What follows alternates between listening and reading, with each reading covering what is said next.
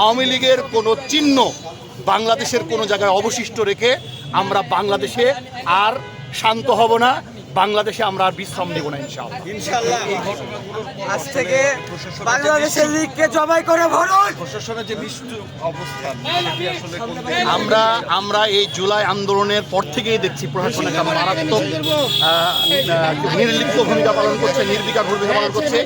এই প্রশাসনের বিরুদ্ধে আওয়ামী ফ্যাসিবাদের অবশিষ্ট সকল শক্তি এখানে আছে। এই প্রশাসন 15 বছরে আওয়ামী নিয়োগপ্রাপ্ত প্রশাসন। এই প্রশাসনকে আমরা বিশ্বাস করি না। এই প্রশাসনই বাংলাদেশকে অকার্যকর করে রেখেছে। বাংলাদেশে কোনো আওয়ামী লীগ গ্রেপ্তারের মূলত ঘটনা ঘটছে না, এবং সবচেয়ে দুঃখজনক বড় ব্যাপার হচ্ছে গ্রেপ্তার হওয়ার পরে অতি সত্বর এরা মুক্ত হয়ে যাচ্ছে বিভিন্নভাবে, বিভিন্ন তারা অর্থের বিনিময়ে বিভিন্ন প্রভাব দেখে।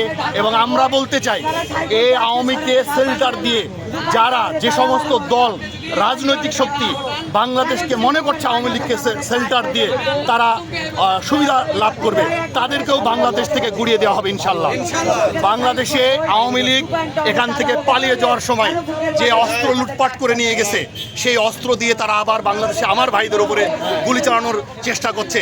হাদিকে শাহাদত বরণ করা হয়েছে, ওপার থেকে খবর আসছে হাসনাতের বুকে গুলি চলবে, ওপার থেকে খবর আসছে জুমার বুকে গুলি চলবে। আমরা আর একটা গুলি চলতে দিব না। আমরা বরঞ্চ এখন আমাদের এই প্রতিবাদ অগ্নিগর্ভ হয়ে তাদের দিকে ফিরে যাবে ইনশাআল্লাহ।